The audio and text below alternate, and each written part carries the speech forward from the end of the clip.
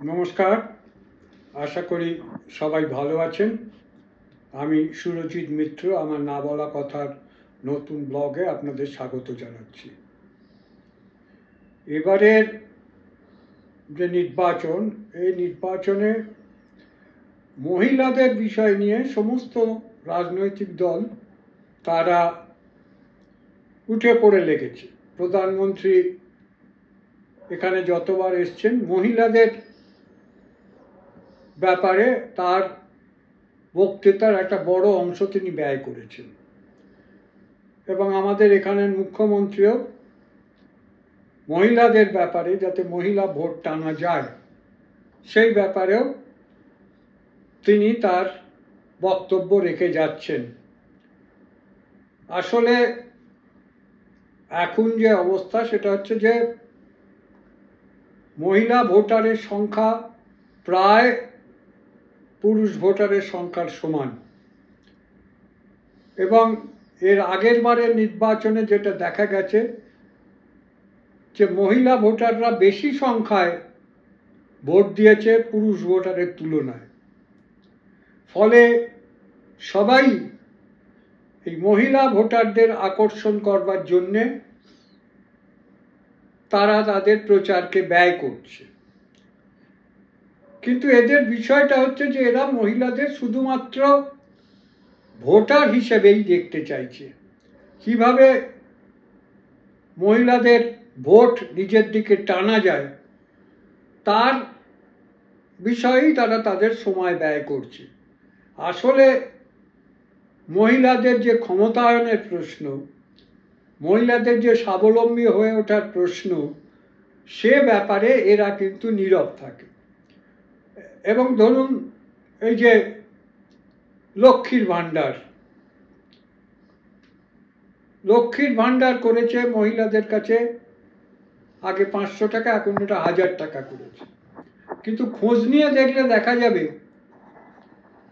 যে বেশিরভাগ মহিলাই এই টাকাটা নিজে খরচা করতে পারে না, তার পরিবার বা তার স্বামী কিন্তু এই টাকাটা নিয়ে নেয় সংসারের খরচের জন্য।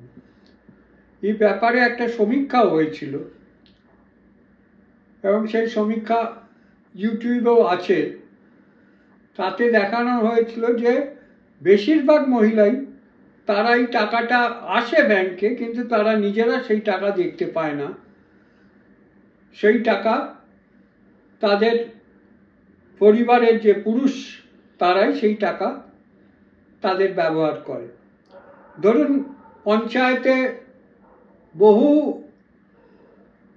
মহিলা পঞ্চায়েত প্রধান আছে, কিন্তু যদি দেখা যায় যে তিনি নামেই পঞ্চায়েত প্রধান, তার হয়ে বেশিরভাগ ক্ষেত্রেই তার কাজটা তার স্বামী বা তার ভাই তারাই করে, সেই মহিলা নিজে করতে পারে না। এটা হচ্ছে আজকের সামগ্রিক ক্ষেত্রে অবস্থা। বিজেপির ক্ষেত্রেই ধরুন যে মহিলাদের ভোট টানার জন্যে হঠাৎ তারা সন্দেশখালিতে রেখা পাত্রকে ক্যান্ডিডেট করে দিল। সন্দেশখালির যে আন্দোলন, সেই আন্দোলন কিন্তু কোনো একটা দল করেনি। সন্দেশখালির মহিলাদের আন্দোলন কিন্তু সমস্ত দল মিলে, দলমত নির্বিশেষে মহিলারা কিন্তু এই আন্দোলনে সামিল হয়েছিল। সেখানে তৃণমূলেরও অনেক মহিলা ছিল, তারা সংবাদ মাধ্যমের সামনেই বলেছে যে আমরা তৃণমূল করি, কিন্তু আমরাও এই আন্দোলনে সামিল হয়েছি। সেই আন্দোলনের একজন প্রতিবাদী মুখকে যে মুহূর্তে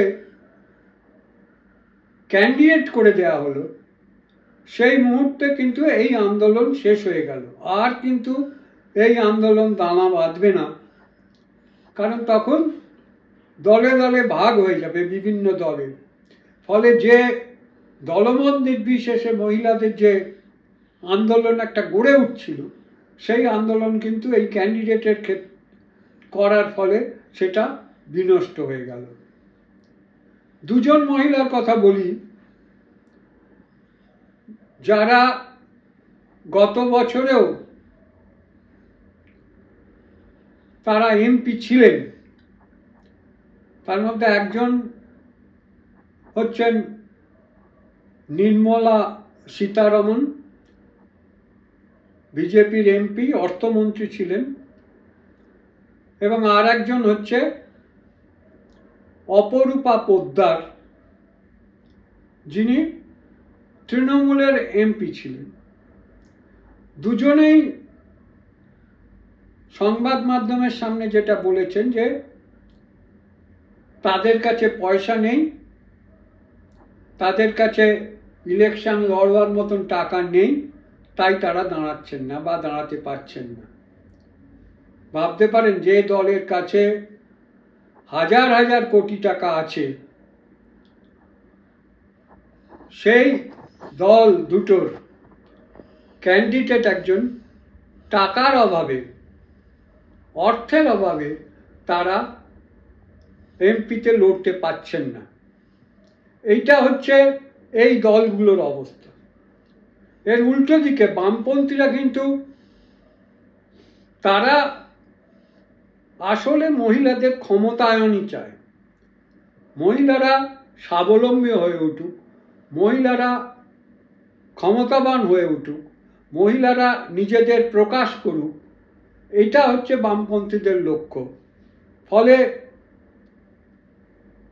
ইতিমধ্যে বামপন্থী যারা দাঁড়িয়েছে, তাদের মধ্যে যারা তরুণ মহিলা এমপিতে দাঁড়িয়েছেন, তারা একটা সাংবাদিক সম্মেলন করেছিল এবং মহিলাদের জন্য বামপন্থীরা একটা আলাদা ইস্তাহার প্রকাশ করেছে এবং তারা বলেছেন যে যদি তারা এমপি হন, যদি তারা জেতেন, তাহলে তাদের যে এমপি ল্যাডের টাকা তার 1/3 তারা মহিলাদের ক্ষমতায়নের প্রশ্নে, মহিলা আত্মনির্ভর কেন্দ্র গড়ে তোলার ব্যাপারে তারা সেই টাকাকে ব্যবহার করবেন, যাতে মহিলারা একটা স্বাবলম্বী জায়গায় দাঁড়াতে পারে, যাতে মহিলাদের ওপর কোনো রকম অত্যাচার, কোনো রকম অবিচার হলে যাতে সেই আত্মনির্ভর কেন্দ্রের মধ্য দিয়ে তাদের সুবিচার দেওয়া যায়। এটা হচ্ছে তাদের লক্ষ্য। অর্থাৎ বামপন্থীরা কিন্তু একটা সম্পূর্ণ আলাদা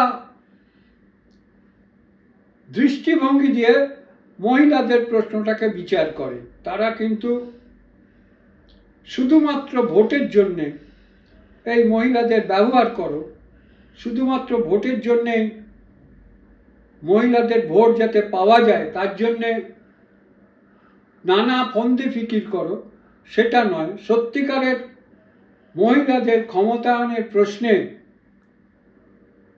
বামপন্থীরাই একমাত্র দল যারা একটা দৃষ্টিভঙ্গিকে সামনে রেখে মহিলাদের ক্ষমতায়নের প্রশ্নটাকে সামনে আনতে পারে, এটা আমি মনে করি। এবং এই কারণেই বামপন্থীরাই হচ্ছে সবচেয়ে যোগ্য যারা এই ভোট পেতে পারে। এটা হচ্ছে আমার বক্তব্য। যারা আমার এই মত সমর্থন করবেন তাদের কাছে আমার অনুরোধ যে একটা লাইক দেবেন এবং আপনাদের মতামত জানাবেন। এই পর্যায়ে এটাই আমার শেষ ভিডিও। এরপরে আরও অন্যান্য বিষয়ে আসবো আর কি। এই যে সিরিজ আমি করছিলাম, কেন বামপন্থীদের ভোট দেওয়া উচিত, সেই প্রশ্নে এটাই শেষ ভিডিও। এবং আবার সকলের কাছে অনুরোধ যে যারা এখনও আমার এই চ্যানেলকে সাবস্ক্রাইব করেননি তারা প্লিজ একটা সাবস্ক্রাইব করবেন। নমস্কার।